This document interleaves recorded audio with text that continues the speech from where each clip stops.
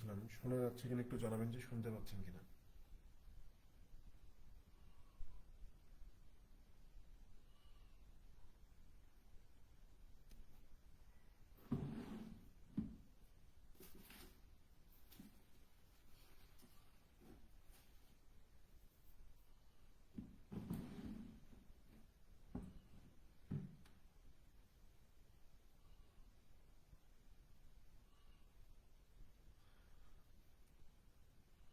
শুনতে পাচ্ছেন কিনা একটু জানাবেন।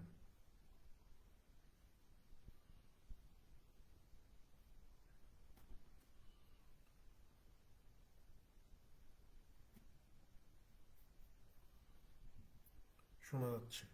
ওকে।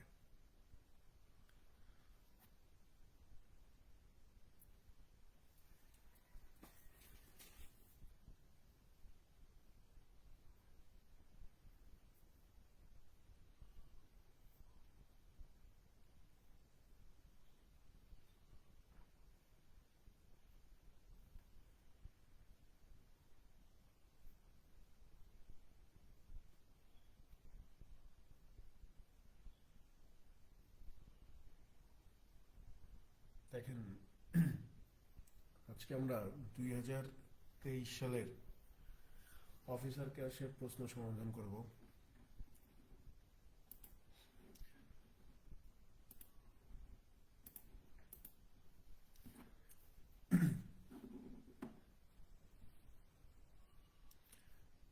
এক নম্বর প্রশ্নে চলে যান। এই টাইপের প্রশ্ন আমরা এর আগেও সমাধান করছি কোথায়।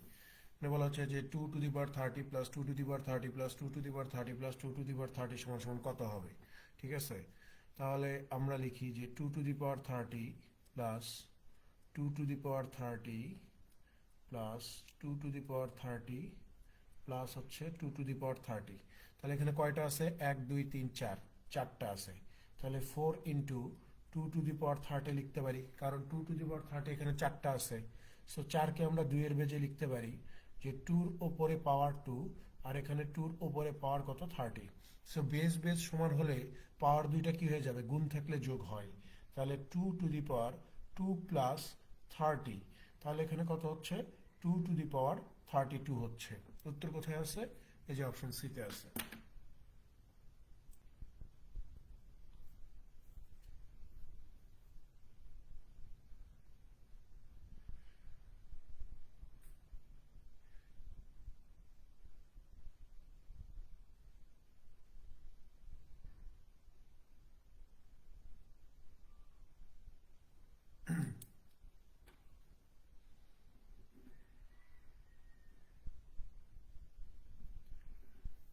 পরেরটাতে চলে যান, 2 নম্বর।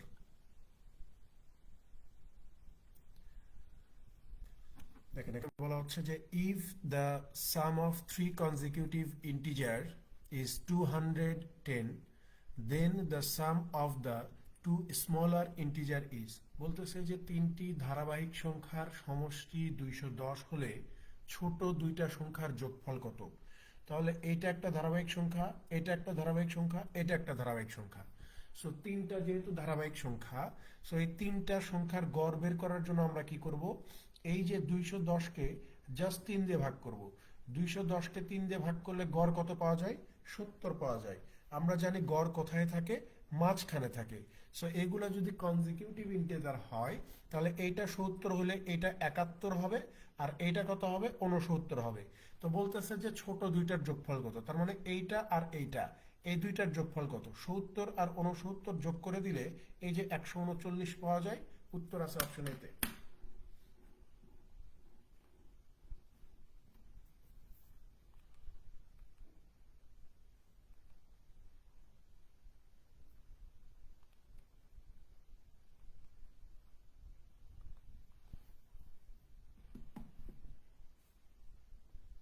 139 হচ্ছে এই প্রশ্নের সঠিক উত্তর।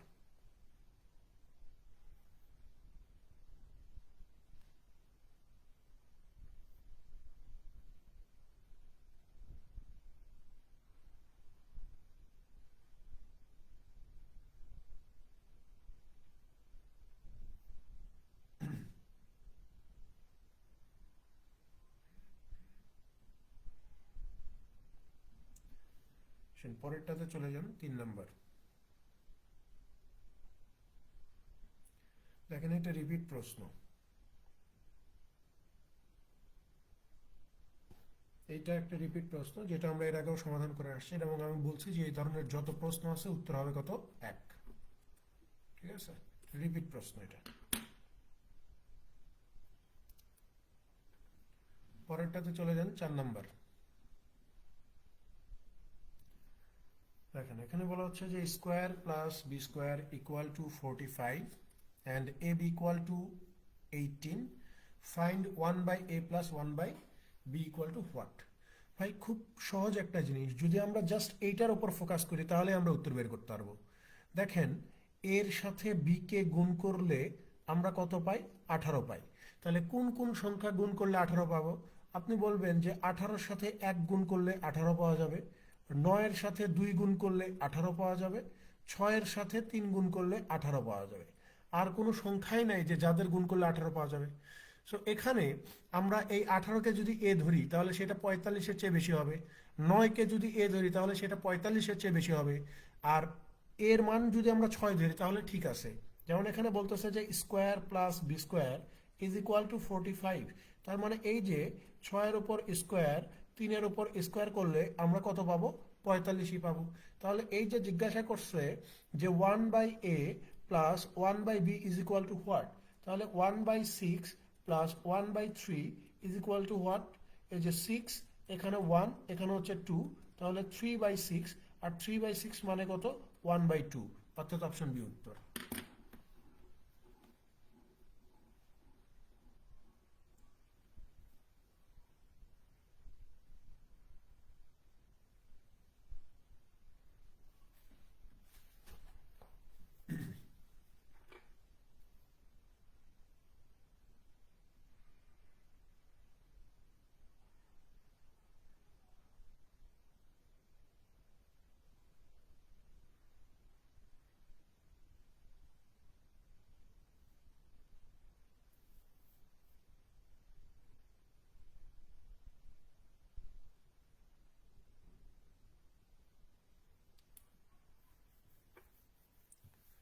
পরেরটাতে চলে যান 5 নম্বরে।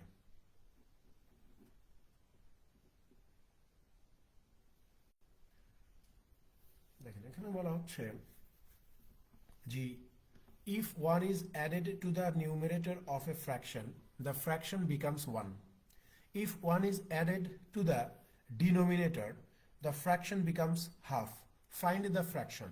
এই ধরনের প্রশ্নে কখনোই কখনোই আমরা সমাধান করতে যাব না, মানে এক্স ওয়াই ধরে সমাধান করতে কখনোই যাব না প্রিলিমিনারি পরীক্ষায়। এগুলো প্রিলিমিনারি পরীক্ষায় আসলে অপশন টেস্ট করব। যেমন অপশন এতে আমাদের যদি প্রথম শর্ত দেখি, যে বলতেছে যে যদি আমি নিউমিরেটরের সাথে 1 যোগ করি তাহলে ফ্র্যাকশনটা কত হবে? 1 হবে। সো নিউমিরেটরের সাথে 1 যোগ করলে এখানে ফ্র্যাকশনটা হয়ে যাচ্ছে কত? 2/3। তার মানে প্রথম শর্ত এটা স্যাটিসফাই করতে পারতেছে না, তার মানে এটা উত্তর হবে না। তারপরে দেখেন পরেরটাতে এই যে হাফ, এই যে 1 নিউমিরেটরের সাথে যদি আমরা 1 যোগ করি তাহলে ফ্র্যাকশনটা কত হচ্ছে? ফ্র্যাকশনটা কত হচ্ছে? 1 হচ্ছে। তার মানে 1 নাম্বার শর্ত আমি উতরাইছি। 2 নাম্বার শর্ত কি বলতেছে? যে ভাই যদি আপনি ডিনোমিনেটরের সাথে যদি আপনি 1 যোগ করে দেন তাহলে ফ্র্যাকশনটা কত হবে? হাফ হবে। কিন্তু এখানে ফ্র্যাকশনটা কত হচ্ছে? 1/3 হচ্ছে। তার মানে 2 নম্বর শর্ত স্যাটিসফাই করে না, সো অপশন বি বাদ। এরপর আসেন অপশন সিতে 2/3, 2 এর সাথে যদি 1 যোগ করে দেই তাহলে ফ্র্যাকশনটা কত হয়ে যাচ্ছে? আপনি বলবেন যে 1 হচ্ছে। এখন আমি যদি বলি যে 2 নাম্বার শর্তটা দেখি, যে ডিনোমিনেটরের সাথে যদি আমরা 1 যোগ করি তাহলে ফ্র্যাকশনটা হওয়ার কথা কত? হাফ। তাহলে 2 আর 4 কাটাকাটি করলে কত হচ্ছে? হাফ হচ্ছে। তার মানে 1 নম্বর শর্তও স্যাটিসফাই করে, 2 নম্বর শর্তও স্যাটিসফাই করে। উত্তর হচ্ছে অপশন সি, ডি উত্তর হবে না। ঠিক আছে, দুইটা শর্তই স্যাটিসফাই করে এমন অপশন একটা আছে, অপশন সি 2/3। তার মানে আমার ফ্র্যাকশনটা কত? 2/3 হবে।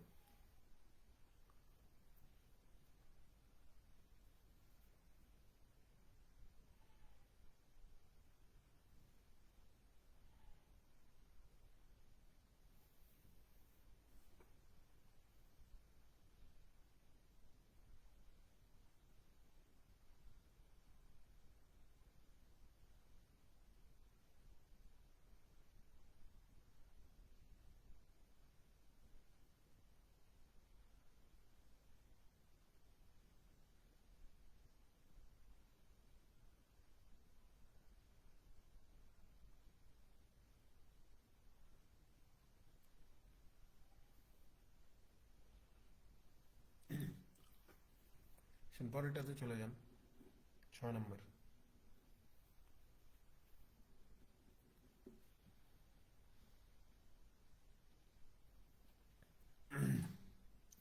দেখেন 6 কি বলতেছে যে students of A class stand in a queue. If Ratan is 19th in order from both ends, how many students are there in the queue? বলা হচ্ছে যে একটা ক্লাসের সকল ছাত্রছাত্রী একটা লাইনে দাঁড়াইছে, সো রতন সামনে এবং পিছনে উভয় দিক থেকে হচ্ছে 19তম স্থানে আছে। সামনে থেকে 19তম স্থানে, পিছন থেকে 19তম স্থানে। তাহলে ওই লাইনে কতজন ছাত্রছাত্রী আছে? ঠিক আছে, ধরে নেন যে এখানে বেশ কিছু ছাত্রছাত্রী দাঁড়াইছে, এখানে বেশ কিছু ছাত্রছাত্রী দাঁড়াইছে, এখানে 19তম স্থান হচ্ছে এইটা, 19তম স্থান হচ্ছে এইটা, এবং এখানে রতন দাঁড়াইছে, রতন দাঁড়াইছে। তো বলতেছে যে যদি আমি সামনে থেকে হিসাব করি, অর্থাৎ যদি আমি এই দিক থেকেও হিসাব করি, তাহলে রতনের অবস্থান কত? 19তম। বলতেছে যে যদি আমি পিছন থেকে হিসাব করি, এই দিক থেকেও যদি আমি হিসাব করতে করতে করতে করতে এখানে যাই, তাহলেও রতনের অবস্থান কত? 19তম। তাহলে আমি বলতে পারি না যে যদি সামনে থেকে রতনের স্থান 19তম হয়, তাহলে এই 19-এর আগে 18 জন আছে, আবার এই দিক থেকেও যদি রতনের স্থান 19তম হয়, তাহলে এই দিকে 19-এর পরে কতজন আছে? 18 জন আছে। তাহলে টোটাল শিক্ষার্থীর সংখ্যা কত? আপনি বলবেন যে এই যে 18 জন, রতন একা একজন, আর এই পাশে আছে 18 জন, তাহলে টোটাল শিক্ষার্থীর সংখ্যা কত? এই যে 37 জন। অপশন বি উত্তর।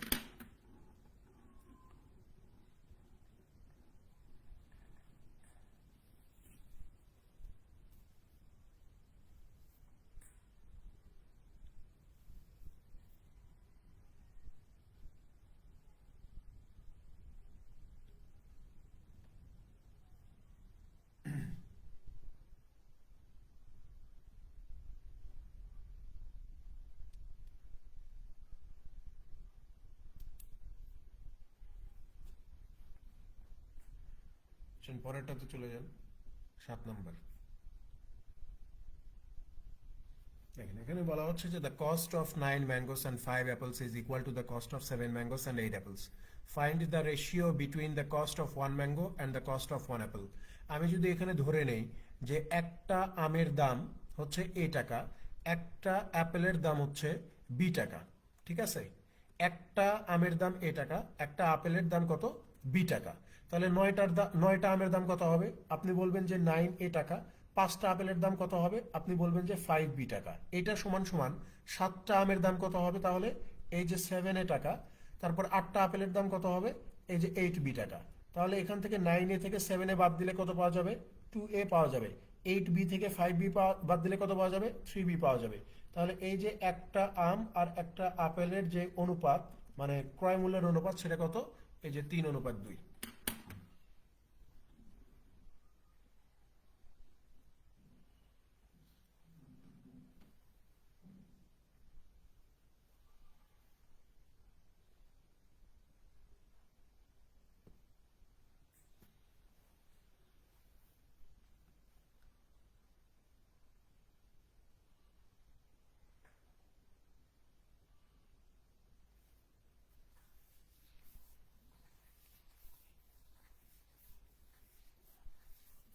পরেরটাতে চলে যান।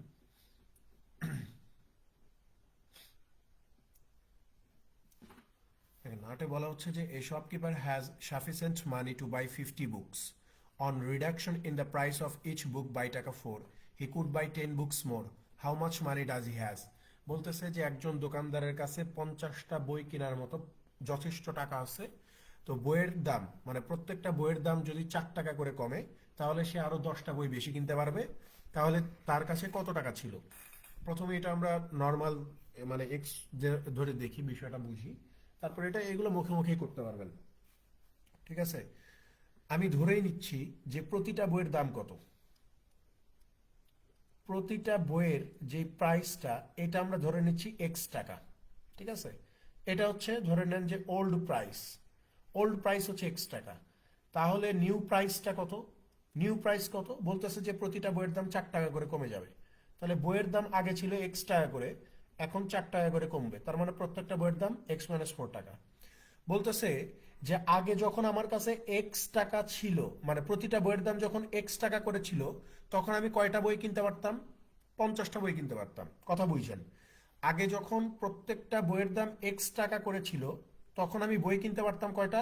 50টা। তাহলে আমার কাছে টোটাল টাকা ছিল কত? আপনি বলবেন যে 50-এর সাথে এক্স কে গুণ করে দেন, তাহলে এটা হচ্ছে আপনার টোটাল টোটাল টাকার পরিমাণ। যে আপনার কাছে 50x টাকা ছিল, ঠিক আছে? এখন বলতেছে যে যেহেতু বইয়ের দাম 4 টাকা করে কমে গেছে, আপনি আগে যতগুলা কিনতেন এখন তার চেয়ে 10টা বই বেশি কিনতে পারবেন। তাহলে আমি আগে কিনতাম 50টা বই, প্রত্যেকটা বইয়ের দাম 4 টাকা করে কমার কারণে আমি 50-এর সাথে আরো 10টা বই বেশি কিনতে পারতেছি।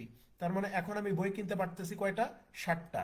তার মানে আমার কাছে কিন্তু টাকা বাড়েনি, টাকা আমার আগেরটাই আছে।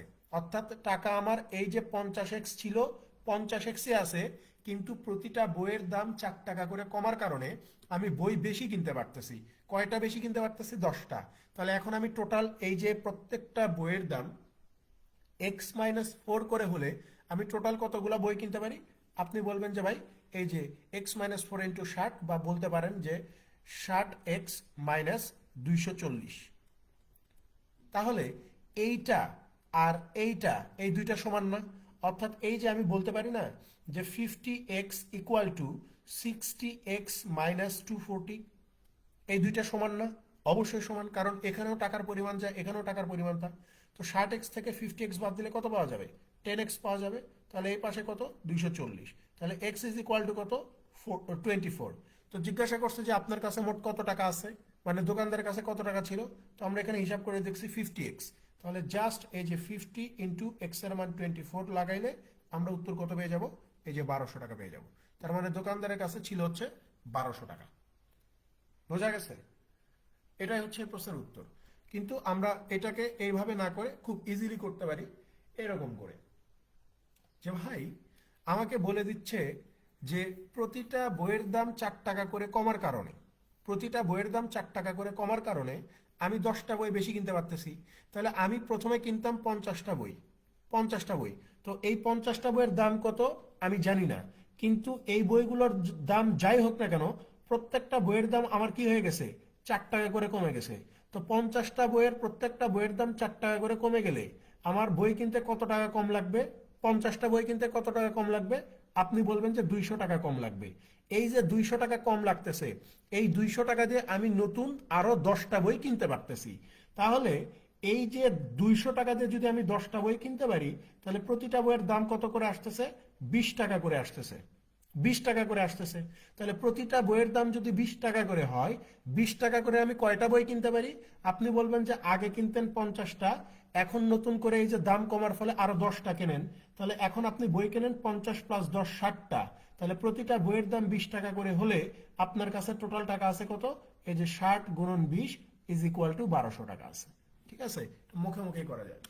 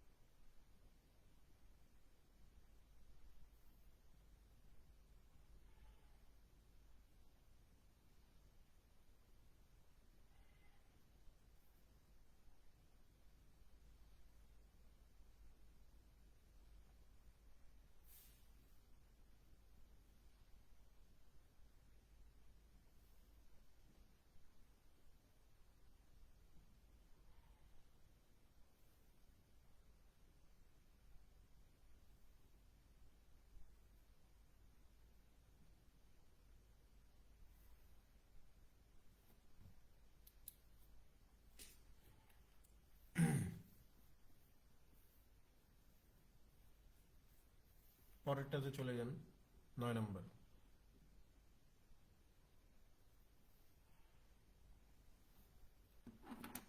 দেখেন 9 কি বলা হচ্ছে যে a man deposits certain amount in his bank account, after a few days he withdraws half of the money deposited and deposits taka 500 মোর।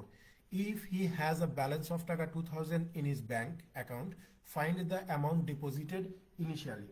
বলতেছে যে একজন মানুষ তার ব্যাংক অ্যাকাউন্টে সার্টেন একটা অ্যামাউন্ট জমা করে। তো বলতেছে যে সে কিছুদিনের জন্য অর্ধেক টাকা যদি উঠায় নেয় এবং পরবর্তীতে আরো 500 টাকায় সেখানে জমা দেয়, তাহলে তার অ্যাকাউন্টে টোটাল কত টাকা থাকবে? 2000 টাকা থাকবে। তো জিজ্ঞাসা করছে যে একদম শুরুতে তার অ্যাকাউন্টে কত টাকা ছিল একদম শুরুতে, অর্থাৎ ওই যে উঠায় নেওয়ার আগে তার অ্যাকাউন্টে কত টাকা ছিল এটা বের করতে হবে। সো আমি জানি না যে উঠায় নেওয়ার আগে তার কাছে কত টাকা ছিল, তো আমরা ধরে নিচ্ছি যে এন টাকা ছিল, এন টাকা ছিল। তাহলে এই এন থেকে যদি আমরা অর্ধেক টাকা উঠায় নিছে, বলতেছে যে এন টাকা ছিল, এখন সে এই এন এর অর্ধেক টাকা উঠায় নিল। এন এর অর্ধেক টাকা যদি উঠায় নেয় তাহলে ব্যাংক অ্যাকাউন্টে থাকবে কত, আরো অর্ধেক টাকা থাকবে, অর্থাৎ n/2 টাকা থাকবে। তো এখন বলতেছে যে এই যে ব্যাংক অ্যাকাউন্টে অর্ধেক টাকা তো আছে, এটার সাথে যদি আরো 500 টাকা ডিপোজিট করে তাহলে বর্তমানে তার অ্যাকাউন্টে থাকবে কত টাকা, 2000 টাকা। তাহলে আমরা বলতে পারি যে n/2 ইজ ইকুয়াল টু কত, এই যে 1500। তো আমাদের জিজ্ঞাসা হচ্ছে শুরুতে কত ছিল, তো শুরুতে ছিল n টাকা, n সমান সমান কত, এই যে 15 দোকানো 30, অর্থাৎ 3000। ডিতে উত্তর আছে।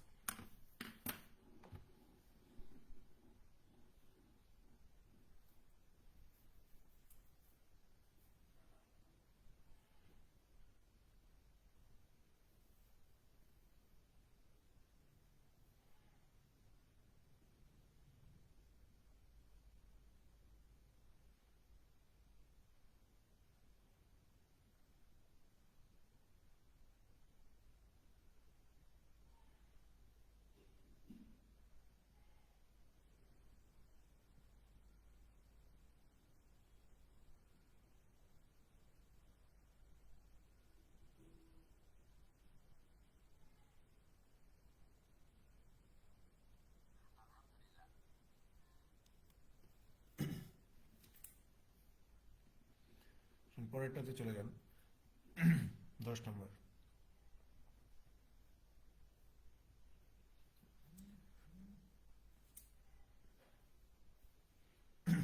দেখেন এখানে বলা হচ্ছে যে এ worker earns taka 250 on the first day and spends taka 200 on the second day, earns taka 250 on the third day and again spends taka 200 on the fourth day and so on. এভাবে চলতেই থাকবে।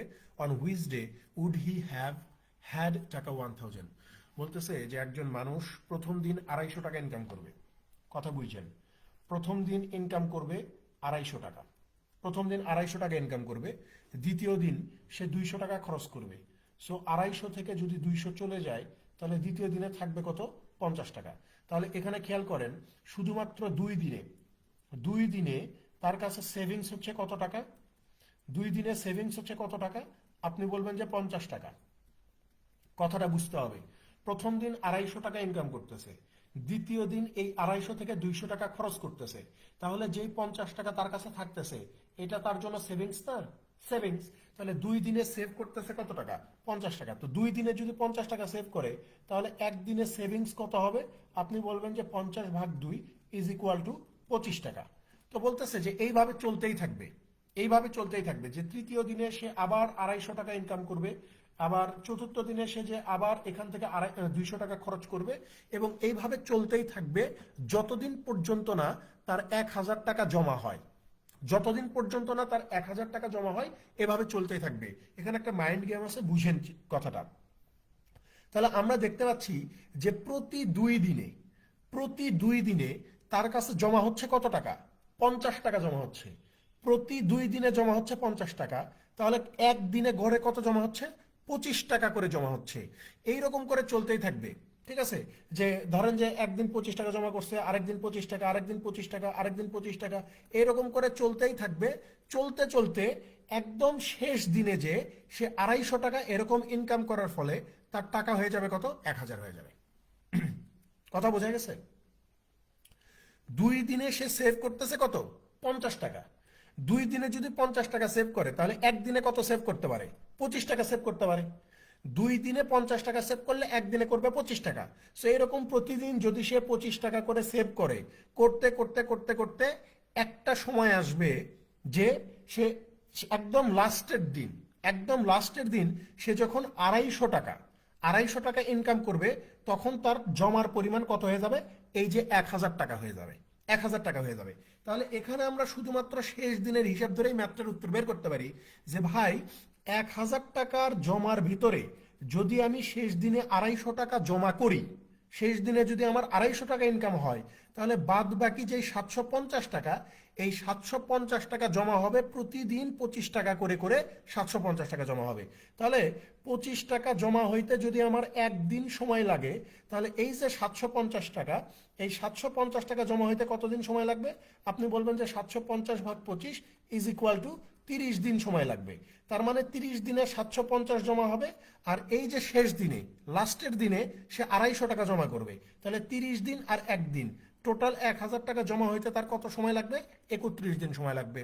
এই যে অপশন সি উত্তর, যেখানে 31 দিন টাইম লাগবে 1000 টাকা জমা হইতে।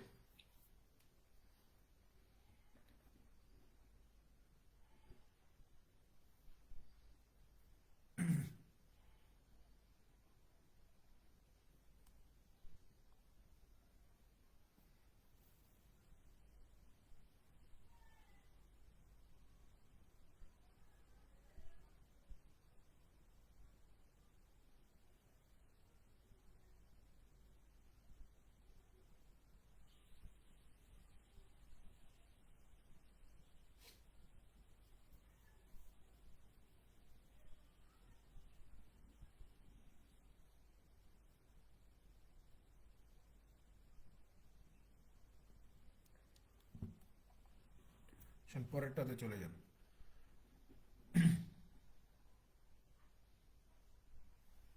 দেখেন, এইটাও আরেকটা ম্যাথ, এখানেও আপনাদের সাথে জাস্ট একটা মাইন্ড গেম খেলা হচ্ছে, এবং ম্যাক্সিমাম ছেলেবেলে এই পরীক্ষাতে এই প্রশ্নটাতে ঝামেলা পাকাচ্ছে। এখন এই প্রশ্নটাতে ঝামেলা পাকানোর একমাত্র কারণ এই যে শুধুমাত্র এই তথ্যটা, যে in a group of 135 but এখানে 135 এর কোনো ভূমিকাই নেই। ঠিক আছে, এখানে বলা হচ্ছে যে in a group of 135%, 50% people contributed টাকা 40, 30% কন্ট্রিবিউটেড টাকা 60, and the remaining persons contributed টাকা 80. Find the average contribution for the group. বলতেছে যে একটা গ্রুপে 135 জন মানুষ আছে, যার 50% মানুষ 40 টাকা করে দেয়, 30% মানুষ 60 টাকা করে দেয়, আর অবশিষ্ট মানুষজন 80 টাকা করে চাঁদা দিবে। তো জিজ্ঞাসা করছে যে find the average contribution for the group. তাহলে ওই গ্রুপের গড়ে কন্ট্রিবিউশন কত, গড় চাঁদার পরিমাণটা কত। এখন এখানে আপনারা ম্যাক্সিমাম ছেলেবেলে যে ভুলটা করছেন সেটা হচ্ছে এই 135-এর 50% বের করতে ধরছেন, 135-এর আপনার এই যে 30% বের করতে ধরছেন, আবার 135-এর 80% বের করতে ধরছেন। সো যখনই আপনি 50% বের করতে ধরছেন, তখন আপনি একটা ঝামেলায় পড়ে গেছেন, কারণ 135-কে অর্ধেক করলে দশমিক সংখ্যা আসে। 135-কে অর্ধেক করলে দশমিক সংখ্যা আসে। এই জায়গাটাতে আপনার একটা ঝামেলায় পড়ে গেছেন। কিন্তু কথা হচ্ছে যে এখানে 135-এর মূলত কোনো কাজ নাই, 135-এর মূলত কোনো কাজ নাই। এখানে গ্রুপে 135 জন মানুষ আছে, ওকে ফাইন, কোনো প্রবলেম নাই। কিন্তু গ্রুপে 135 জন মানুষ আছে যাদেরকে আমরা 100% মানুষ হিসেবে কনসিডার করতে পারি কিনা। যেহেতু আমাকে বলে দিছে যে 50% মানুষ এত দেয়, 30% মানুষ এত দেয়, বাদ বাকি 20% মানুষ এত টাকা করে দিবে, তাহলে আমি বলতে পারি না যে ওই গ্রুপে যতজন সদস্য আছে, ওই গ্রুপে যতজন সদস্য আছে তাদেরকে আমি পার্সেন্টেজে কি বলতে পারি, যে টোটাল মেম্বার আছে কত, 100% বা 100 জন, বলতে পারি কিনা? ডেফিনেটলি বলতে পারি। এখন সেখানে 135 জন থাকলো, 130 জন থাকলো, না 140 জন থাকলো, দেখার কোনো বিষয় না। ঠিক আছে, গ্রুপে কতজন সদস্য আছে, 135 জন। তাহলে এই 135-কে আমি 100% বলতে পারি, কারণ সবাই আছে গ্রুপে, কেউ মিসিং নাই, সবাই আছে গ্রুপে। যা থাকে, একটা গ্রুপে মানুষের সংখ্যা যা, সেটাকে আমরা 100% বলি। কারণ আমরা কি জানি যে শুরুতে সবকিছুতেই 100% হয়, সবকিছু শুরুতে 100% থাকে বা 100 থাকে। তো সেই হিসাবে আমরা বলতে পারবো যে ভাই গ্রুপে মানুষের সংখ্যা কত, 100% বা 100 জন। তো 100-র 50% মানুষ বা 50 জন মানুষ কত করে চাঁদা দিবে? বলতেছে যে 40 টাকা করে দিবে। 130% মানুষ কত করে চাঁদা দিবে? বলতেছে যে 60 টাকা করে চাঁদা দিবে। আর অবশিষ্ট 100 থেকে 80 চলে গেলে থাকে কত, 20 জন। এই 20 জন কত করে দিবে? বলতেছে যে 80 টাকা করে দিবে। তাহলে টোটাল চাঁদার পরিমাণ কত হচ্ছে? এখানে হচ্ছে 2000, এখানে হচ্ছে 1800, এখানে হচ্ছে কত, 1600। তাহলে টোটাল কত টাকা উঠলো? 3400, 2000, 5400 টাকা উঠছে না? তাহলে 5400 টাকা উঠছে। তো আমাকে বলছে যে গড় চাঁদার পরিমাণ কত। তাহলে 100 জন মানুষ মিলে যদি 5400 টাকা চাঁদা দেয়, তাহলে একজন বা গড়ে কত টাকা দিবে? আপনি বলবেন যে গড়ে টাকা দিবে হচ্ছে 54 টাকা। তাহলে এখানে উত্তর হচ্ছে অপশন বি, যে গড় চাঁদার পরিমাণ হচ্ছে 54 করে।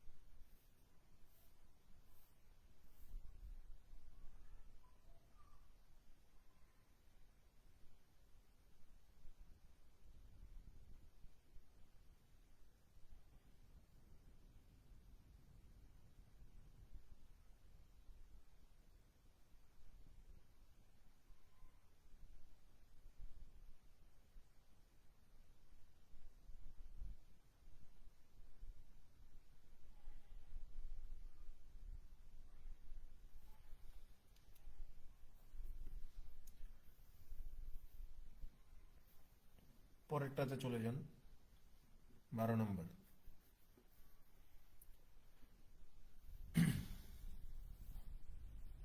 এখানে কি বলা হচ্ছে যে the side length of A square inscribed in a circle is 2। Okay, what is the area of the circle? Okay fine.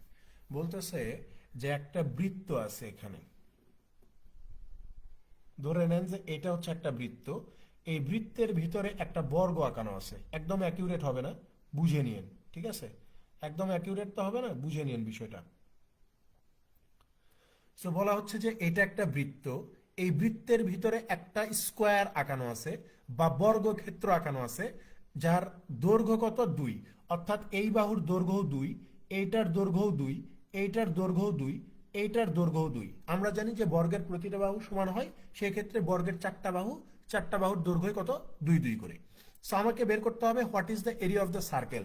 তাহলে এই যে বৃত্তটা, এই বৃত্তের ক্ষেত্রফল কত, এটা আমাকে বের করা লাগবে।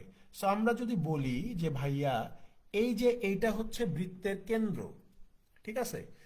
এইটা যদি বৃত্তের কেন্দ্র হয়, তাহলে এই কেন্দ্র থেকে এই কর্ণ পর্যন্ত এটাকে আমরা কি বলবো? রেডিয়াস বলবো, বৃত্তের রেডিয়াস। আবার এই কেন্দ্র থেকে এই কর্ণ পর্যন্ত আমরা এটাকে কি বলবো? রেডিয়াস বলবো।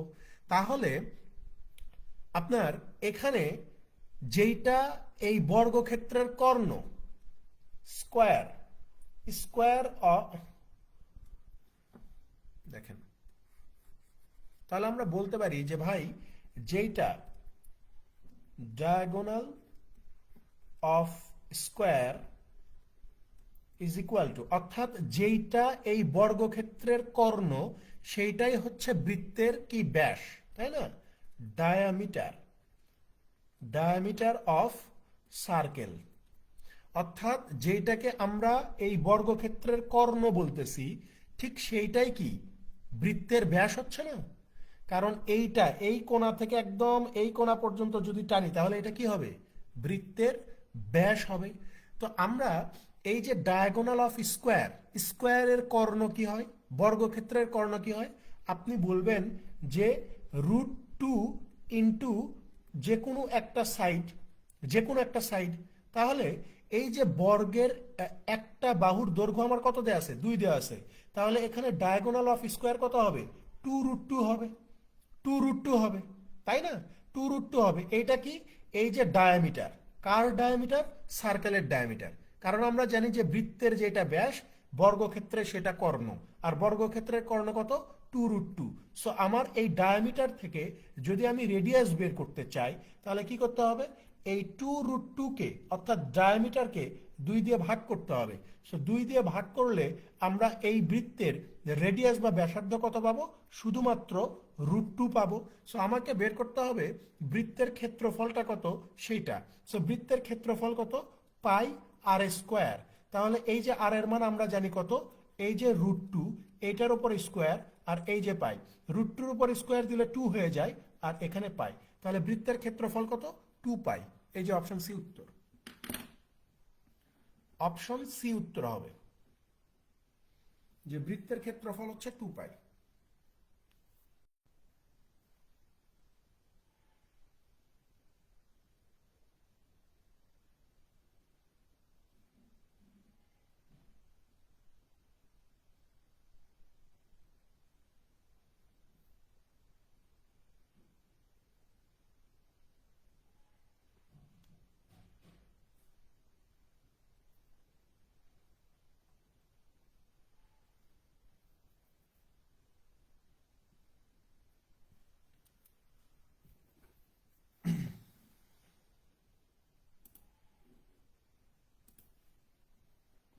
পরেরটাতে চলে যান।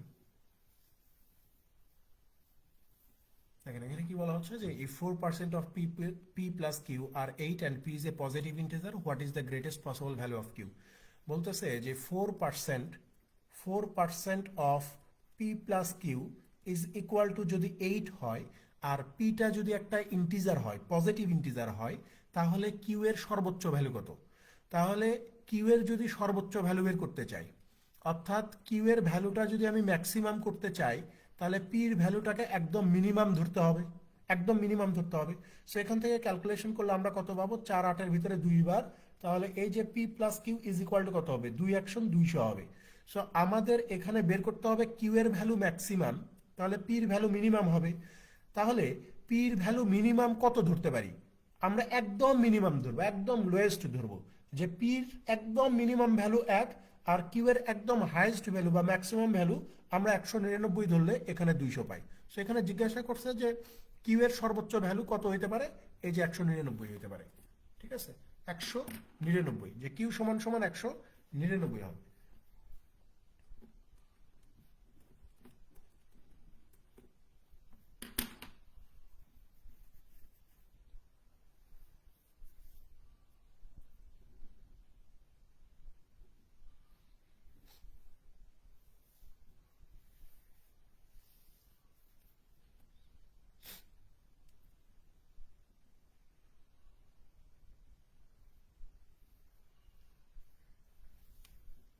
পরেরটাতে চলে যান, 14 নম্বর।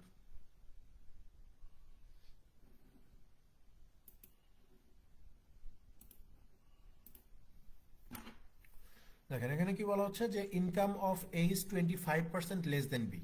বলতেছে যে এর ইনকাম বির চেয়ে 25% কম। What percent B's income would be more than A, তাহলে বির ইনকাম এর ইনকামের চেয়ে কত বেশি।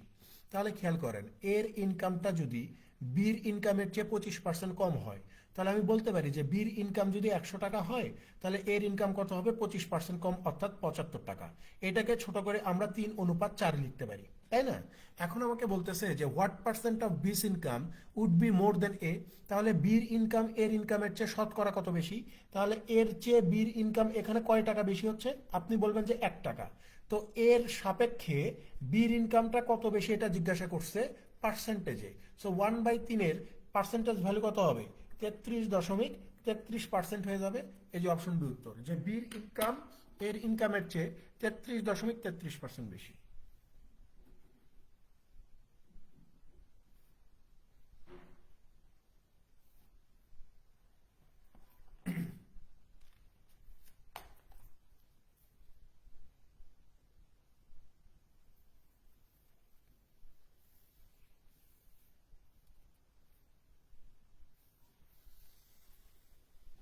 পরেরটাতে চলে যান।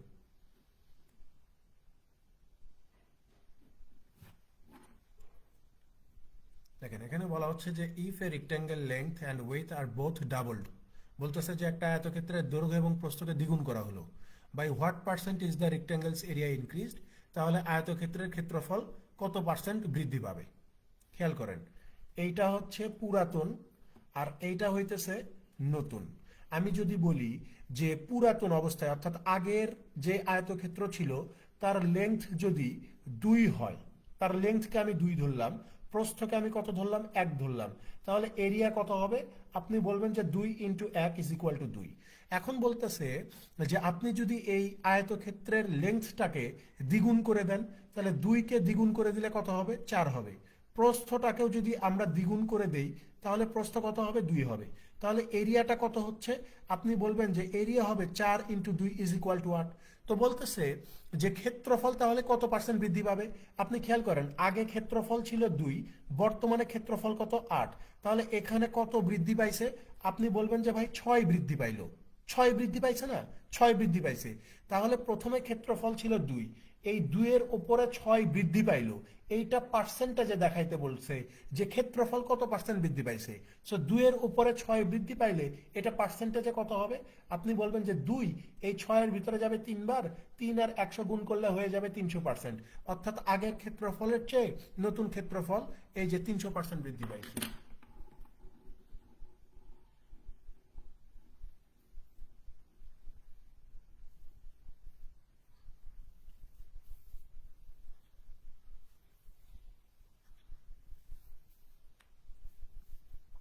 এগুলো একটা প্রশ্ন পরীক্ষা আসলে ভুল করা যাবে না। মানে বিআইবিএম পরীক্ষা নিলে তো এরকমই প্রশ্ন হয়, এটা তো রিসেন্ট প্রশ্ন, 2023 সালের ক্যাশ অফিসারের প্রশ্ন।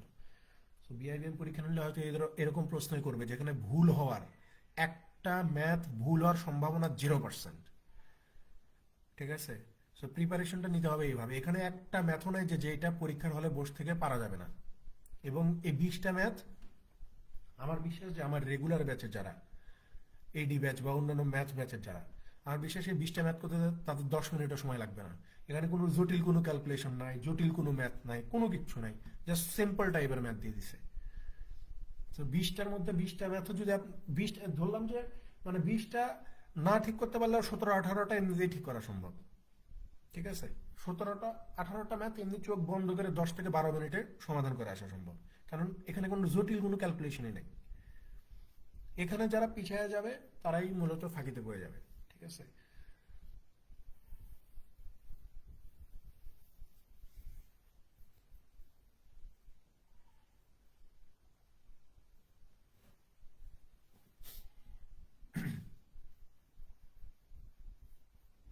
পরেরটাতে চলে যান।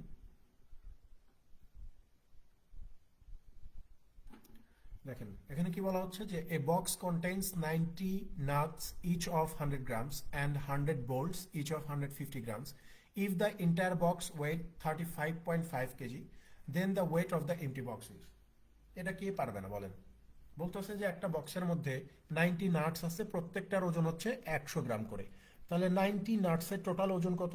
আপনি বলবেন যে ভাইয়া 9000 গ্রাম। এই 9000 গ্রাম মানে কত? আপনি বলবেন যে ভাইয়া 9 কেজি। ঠিক আছে, তারপর বলতেছে যে 100 বোল্টস আছে, প্রত্যেকটা বোল্টসের ওজন কত? 150 গ্রাম। তাহলে টোটাল ওজন কত? আপনি বলবেন যে ভাইয়া 15,000 গ্রাম। সো 15,000 গ্রাম মানে কত? এই যে 15 কেজি। তো বলতেছে যে এই বক্সের মধ্যে এই যে নাটস আছে, বোল্টস আছে, আর বক্সের যেই ওজনটা, এই তিনটা ওজন মিলে কত? এই যে 35.5 কেজি। তো আমরা নাটস আর বোল্টসের ওজন জানি, জিজ্ঞাসা করছে যে ফাঁকা বক্সের ওজন কত, অর্থাৎ শুধুমাত্র বক্সের ওজনটা কত হবে এটা জিজ্ঞাসা করছে।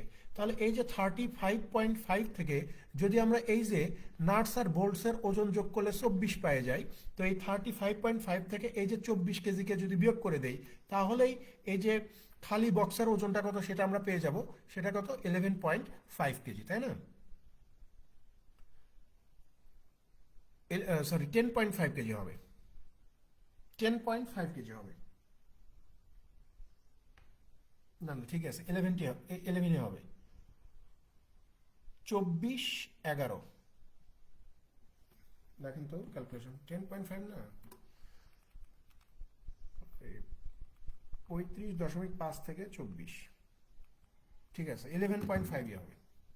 এই যে সিতে উত্তর, যে খালি বক্সের ওজন হচ্ছে 11.5 কেজি, 24.34 আর 0.5।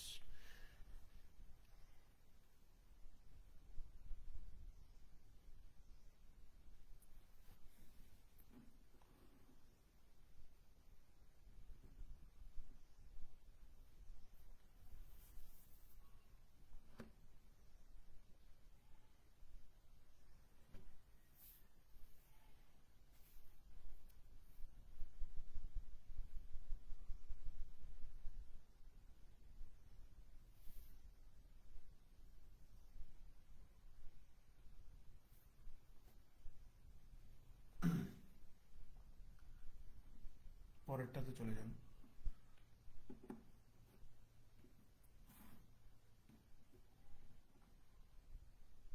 17, দেখেন এখানে বলা হচ্ছে যে এ হোলসেলার বট 1200 রেডিওস ফর টাকা 18 ইঞ্চ। বলতেছে যে একজন হোলসেলার 1200 রেডিও কিনে আনে, প্রত্যেকটা রেডিও 18 টাকা করে। The wholesaler sold 60% of the radios for টাকা 30 inch and the rest for টাকা 15 ইঞ্চ।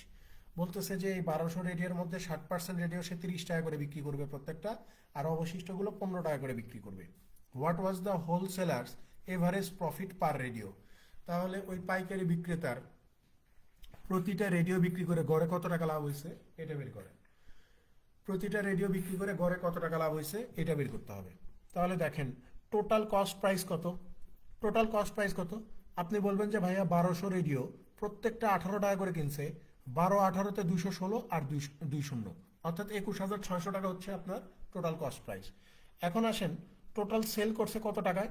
আপনি বলবেন যে ভাই 1260%, 1260% মানে হচ্ছে 1260% মানে হচ্ছে 720। 1200 রেডিওর 60% রেডিও, তাহলে 1260% হচ্ছে 720। এই 720টা রেডিও সে 30 টাকা করে বিক্রি করছে, 30 টাকা করে। তাহলে 3/72 কত হবে? 3 উত্তরে 210, 3 দুগুণ 6, তার মানে হচ্ছে 216 আর হচ্ছে দুইটা শূন্য, 21,600 টাকা। আর বাদ বাকি রেডিও, তো 1200 থেকে 720 বাদ দিলে কত থাকে? 480 রেডিও থাকে। তো এই 480টা রেডিও সে বিক্রি করছে কত টাকা করে? এই যে 15 টাকা ইস, 48 কত হয়ে যায়? 480, 5 48 240। তাহলে 480 আর 240 কত হবে? 480 আর হচ্ছে 240 যোগ করে দিলে 720 পাওয়া যায়, তাই না? 720, 720 আর বাকি থাকলো কি? 5 বাকি থাকলো, তাই না? তাহলে এইটাকে যদি আমরা, আচ্ছা আচ্ছা দাঁড়ান তো, 48 আর 15 করতেছি না, তাহলে 48 10 480, 5 48 240, তার মানে হচ্ছে 720 আর 480 একটা শূন্য, তাহলে 720 আর একটা শূন্য, অর্থাৎ 7,200 টাকা। তাহলে এখান থেকে আমি টোটাল সেলিং প্রাইস কত পাচ্ছি? টোটাল সেলিং প্রাইস কত পাচ্ছি? আপনি বলবেন যে ভাই 7,200-র সাথে যদি আমরা 21,600-কে যোগ করে দেই তাহলে পাবো 28,800 টাকা। তার মানে টোটাল সেল আমার কত? 28,800 টাকা। তাহলে আমি যদি বলি যে আপনার প্রফিট কত হইল, প্রফিট কত এই 1200 রেডিও বিক্রি করে, আপনি বলবেন 28,800 বিয়োগ 21,600 ইজ ইকুয়াল টু 7,200 টাকা। এটা হচ্ছে আমার প্রফিট, 7,200 আমার প্রফিট। তো জিজ্ঞাসা করছে যে এই যে আপনি 7,200 টাকা লাভ করছেন 1200 রেডিও বিক্রি করে, আপনার প্রত্যেকটা রেডিওতে লাভ কত বা গড় লাভ কত? তো 1200 720-এর মধ্যে কয়বার যাবে? 6বার যাবে। তার মানে আমার গড় লাভ কত টাকা? এই যে অপশনে 6 টাকা, যে আমি গড়ে প্রতিটা রেডিওতে 6 টাকা করে লাভ করছি।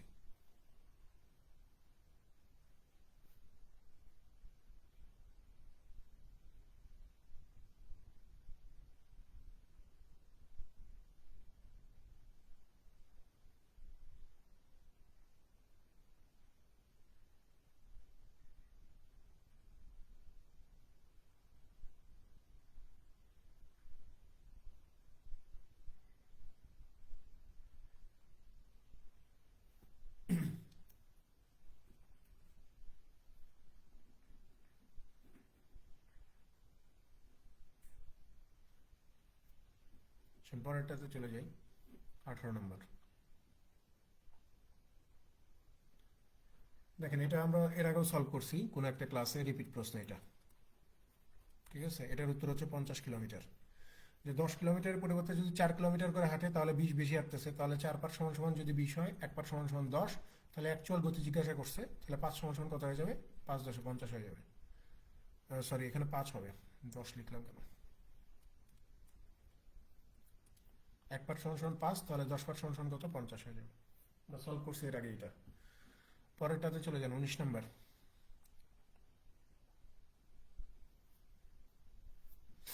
দেখেন এখানে বলা হচ্ছে যে 8 people are planning to share equally the cost of A rental car. If one person withdraws from the arrangement and the others share equally the entire cost of the car, then the share of the each of the remaining persons will be increased by. এখানে বলা হচ্ছে যে 8জন বন্ধু মিলে একটা কার ভাড়া করছে, তাহলে ধরে নিচ্ছি যে 8জন বন্ধুর প্রত্যেক বন্ধু যদি 1 টাকা করে চাঁদা দেয়, 1 টাকা করে চাঁদা দিয়ে 8 টাকা দিয়ে একটা কার ভাড়া করছে কোথাও যাওয়ার জন্য। তো বলতেছে যে একজন বন্ধু বলল যে আমি যাব না, তাহলে 8জন থেকে একজন কমে গেল, 7জন হয়ে গেল। তো এখন আমাদেরকে জিজ্ঞাসা করছে যে 8জন থেকে যেহেতু একজন যাবে না, তাহলে এই 7জনের প্রত্যেককে কত টাকা করে চাঁদা দিতে হবে, মানে কত টাকা বেশি চাঁদা দিতে হবে, ঠিক আছে? প্রত্যেককে এখন কত টাকা করে বেশি চাঁদা দিতে হবে। আপনি তখন বলবেন যে ভাই আমরা যখন 8জন ছিলাম প্রত্যেকে 1 টাকা করে দিয়ে 8 টাকা দিয়ে গাড়ি ভাড়া করছি, এখন আমি ওই গাড়িতে একজন যাই আর 2জন যাই, ভাড়া কিন্তু আমাকে 8 টাকায় দিতে হবে। তাহলে এখন 8জন থেকে একজনকে বাদ দিয়ে মানুষ হচ্ছে 7জন, এই 7জনের প্রত্যেকে কত টাকা করে দিবে এইটা আমি জানি না। তো আমি ধরে নিচ্ছি যে 7জনের প্রত্যেকে এক্স টাকা করে দিলে 8 টাকা হবে। তাহলে এখান থেকে আমরা এই এক্স এর ভ্যালুটা বের করতে পারি, যে এক্স এর ভ্যালু কত হবে? এই যে 8/7 টাকা। তাহলে এইটা অবশ্যই, এই যে 8/7 টাকা, এইটা অবশ্যই 1 টাকার চেয়ে বেশি, কারণ আগে মাথা পিছু ভাড়া কম ছিল, এখন একজন না যাওয়ার ফলে মাথা পিছু ভাড়া বৃদ্ধি পাইছে। তো এটাই জিজ্ঞাসা করছে যে এখন মাথা পিছু ভাড়া কত বৃদ্ধি পাইলো এটা বের করে দেখেন।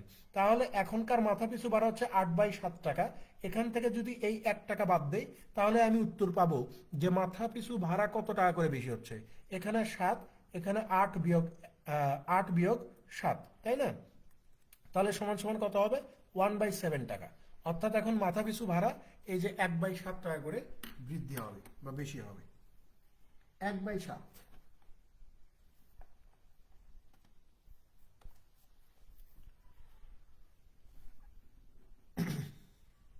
আগে 1 টাকা করে দিত, এখন 1/7 টাকা বেশি দেওয়া লাগবে, কারণ একজন যাচ্ছে না।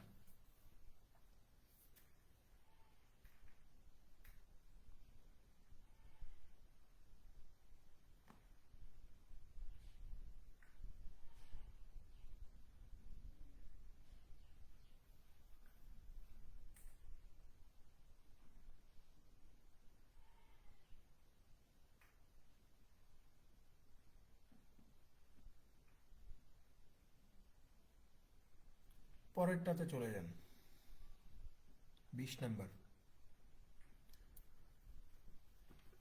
দেখেন 20-এ কি বলা হচ্ছে যে present age of Fariha is thrice the present age of Samira whose 20। বলতেছে যে ফারিহার বর্তমান বয়স সামিরার বয়সের 3 গুণ।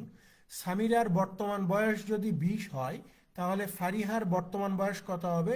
20-এর 3 গুণ, অর্থাৎ 60 হবে। সো জিজ্ঞাসা করছে যে how many years ago was the age of Fariha 5 times that of Samira.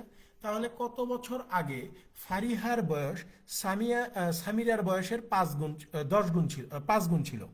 কত বছর আগে ফারিহার বয়স সামিরার বয়সের 5 গুণ ছিল? সো এটা সহজ হিসাব না? সহজ হিসাব না? আপনি অপশন টেস্ট করলে উত্তর বেড়ে আসবে। আপনি যদি 10কে ধরেন যে সামিরার বর্তমান বয়স 20, 10 বছর আগে কত ছিল? এই যে 10 ছিল, ঠিক আছে? তাহলে ফারিহার বর্তমান বয়স 60, 10 বছর আগে কত ছিল? এই যে 50 ছিল। তার মানে 10 বছর পূর্বে এই ফারিহার বয়স সামিরার বয়সের কত ছিল? এই যে 5 গুণ ছিল বা 5 টাইমস ছিল। আপনি চাইলে এটাকে ঘুরায় পেঁচারে এক্স ধরে করতে পারেন, যে কত বছর আগে ছিল আপনি জানেন না।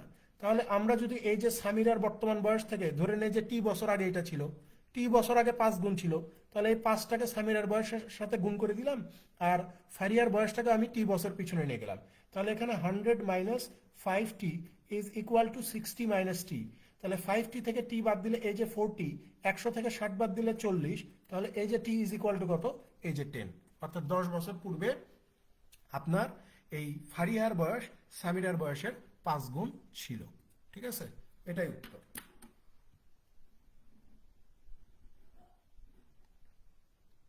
বোঝা গেছে কিনা, বুঝতে পারছেন কিনা?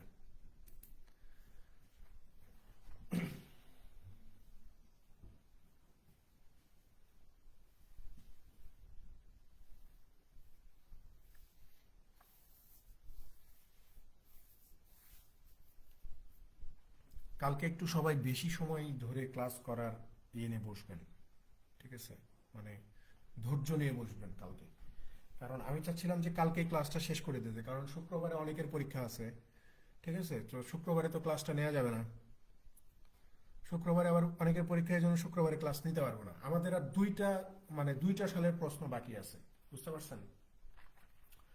একটা হচ্ছে অফিসার ক্যাশ 2016, আর একটা হচ্ছে অফিসার ক্যাশ 2011। যেহেতু 2016 2011 এই দিকের প্রশ্নগুলো সহজই হবে। যেমন আজকের প্রশ্ন দেখেন 1 ঘন্টা লাগলো, 9টায় শুরু করছি, এখন প্রায় 10টা বাজে, 9টা 56। ধরেন যে 56 মিনিট লাগছে। সো আমরা যদি কালকে একদম শেষ করে দিই, ধরেন 2016-তে প্রশ্ন আছে 19টা, 2011-তে প্রশ্ন আছে 24টা, অর্থাৎ 43টার মতো প্রশ্ন আছে। এর মধ্যে হয়তো 2-1টা রিপিটও পাবো, বলা যায় না যে 2-1টা রিপিট পাবোই হয়তো। তাহলে ধরে নেন যে 40টা প্রশ্ন। সো 2 ঘন্টার জন্য যদি আমরা বসি, মানে 2 ঘন্টার যদি একটা সেশন নেই কালকে, তাহলে আমাদের ক্লাসটা কালকেই শেষ হয়ে যাবে, ঠিক আছে?